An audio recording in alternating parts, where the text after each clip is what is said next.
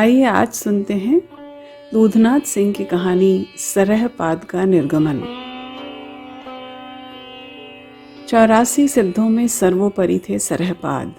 मठ के महंत, विचारक, दार्शनिक, सिद्ध और तिस पर ब्राह्मण। मठ में टहलते हुए रोज एक कुंवारी कमसिन दासी पर उनकी नजर पड़ती थी, जो हमेशा झाड़ू लगाती दिखती थी। सरहपाद उसे ना देखते हुए भी प्रतिदिन देखते। जब वो आगे बढ़ जाते, उन्हें लगता कि वो दासी उनकी पीठ को तक रही है। उन्हें अपनी पीठ में चुभे हुए 2 नयन दिखते। प्रतिकूल दिशा में देखते हुए भी उन्हें लगता कि वो उसे देख रहे हैं, लगातार उसे देख रहे हैं। टहलते हुए वे मठ के बाहर दूर दूर तक निकल जाते। अचानक उन्हें लगता कि सिद्धों की टोली उनके पीछे है। सभी को उनकी चिंता होने लगी। सरहपाद वापस लौट आते। उनकी आंखें उसे ढूंढती, ना ढूंढते हुए भी ढूंढती। फिर वो अपने बिस्तर में, अपनी नींद में, अपनी अनिद्रा में, अपने स्नान में, ध्यान में, अध्यान में, हद में, बेहद में, अनहद में, ब्रह्मांड में, हर जगह उसे ढूंढने लगे।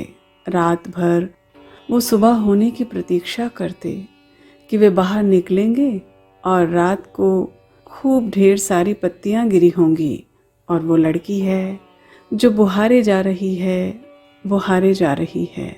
उन्हें लगता सारी दुनिया में सिर्फ झाड़ू लगाने का कार्यक्रम चल रहा है।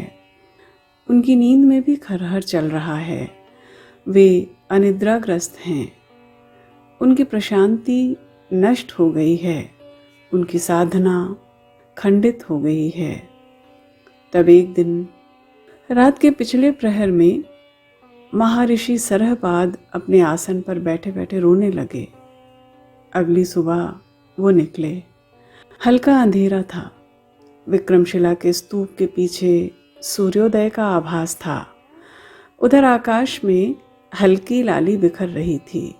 मुंह अंधेरे ही वो उस ओर बढ़ते गए जिधर 14 वर्षीय वो दलित बालिका झाड़ू लगा रही थी। सरहपाद उसके निकट जाकर खड़े हो गए। जरा ठहरो, उन्होंने झाड़ू को रोकने का इशारा किया। लड़की डर गई। लगा उसकी रोजी गई। उसे महागुरु काम से निकाल देंगे। उसके काम में खोट है शायद। वो बुहारती जाती है और उसके पीछे पत्तियां झड़ती जाती हैं। महागुरु रोज सवेरे जलफले में उसे देखते हुए जाते हैं।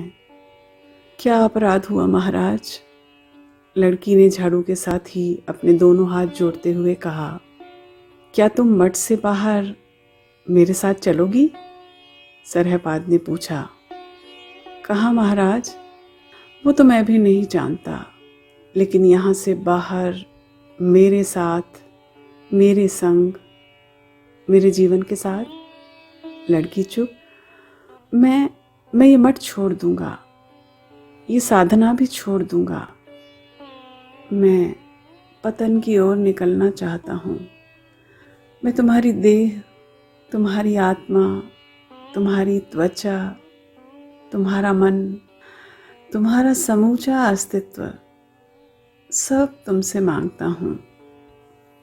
मैं भगवत के प्रतिकूल स्त्री देह, स्त्री संसार, स्त्री के होठों की ओर प्रत्यागमन करना चाहता हूँ। क्या तुम मेरा साथ दोगी? अचानक सरहपाद ने झाड़ू समेत उस 14 वर्षीय बालिका के हाथ पकड़ लिए। लड़की ने झाड़ू नीचे रखा। उसे उठा लो, उसी की ज़रूरत है, महागुरु सरहपाद ने कहा। लड़की ने झाड़ू उठाया और दूसरे हाथ से सरहपाद का हाथ पकड़ विक्रमशिला के बाह्य द्वार की ओर चल पड़ी। सरहपाद ने पलटकर पीछे देखा।